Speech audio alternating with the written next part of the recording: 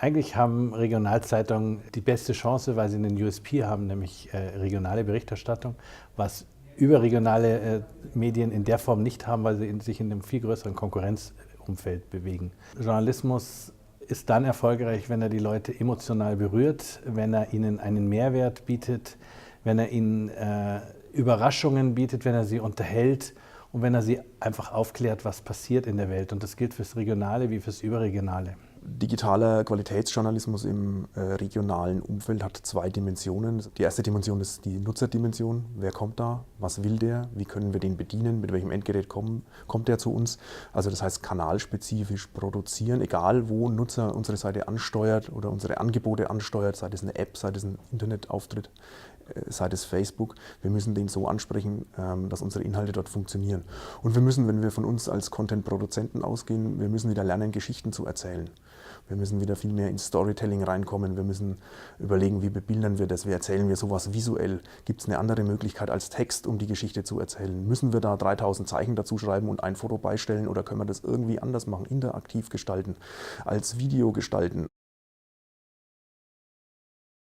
Wir wollen, dass die Kollegen ihren Geist öffnen für die digitale Welt, dass sie erkennen, was sich in den letzten Jahren, Jahrzehnten um sie herum verändert hat, dass sie aber auch den Mut fassen, sich mit voller Kraft da reinzustürzen und zu sagen, ich will das jetzt alles mal austesten, ich probiere das mal, ich schaue mal, wie das ist, um dann die entsprechenden Kenntnisse zu bekommen, wie man eigentlich mit dem Journalismus von heute umgehen muss.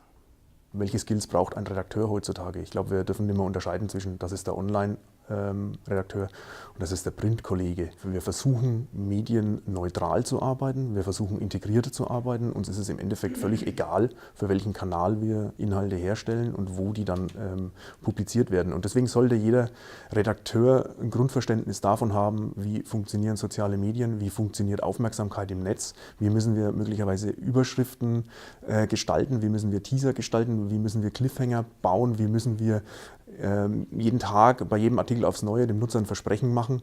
Wenn du das hier liest, bist du schlauer als vorher. Dann hast du was davon. Und wenn uns das gelingt, dann wird auch der Nutzer wieder kommen. Es muss hier kein Kollege in der Zukunft losziehen und Hollywood-reife 3-Minuten-Videos produzieren. Dafür gibt es Experten. Aber wenn er an einen Unfall kommt, wenn er an ein Katastrophenszenario, an einen harten News-Case-Fall kommt, wenn ihm ein Politiker vor die Nase läuft, dann sollte er doch in der Lage sein, sein Handy rauszunehmen und da vielleicht kurz ein paar Bilder zu drehen, ein kurzes Interview, einen O-Ton einzufangen und das dann mitzubringen oder selbst zu verarbeiten. Wir sind ja schon ein bisschen vorbereitet worden auf den Weg, den die FNP künftig gehen wird. In den letzten 3 Tagen haben wir das Marschgepäck dafür bekommen. Wir wissen jetzt noch besser, warum es notwendig ist, dass wir uns halt auch verändern müssen. Gut, wir hatten eben eine eindrucksvolle Schlusspräsentation, wo man auch die Kreativität der Kollegen gesehen hat. Da gab es sehr viele gute Beispiele, die man, ich glaube, innerhalb von 1, 2, 3 Wochen sofort entweder auf der Homepage oder auch im Blatt realisieren könnte. Es hat mir ein bisschen die Angst genommen vor diesen neuen Medien, die wir ja dringend bespielen müssen, wo man aber so als alter Printler davor steht und sagt, so, oh Gott, da stehst du wie der Ochs vorm Berg. Jetzt habe ich ein Gespür dafür und kann es mir sehr gut vorstellen, auch dass es mir sogar auch dabei Spaß machen würde.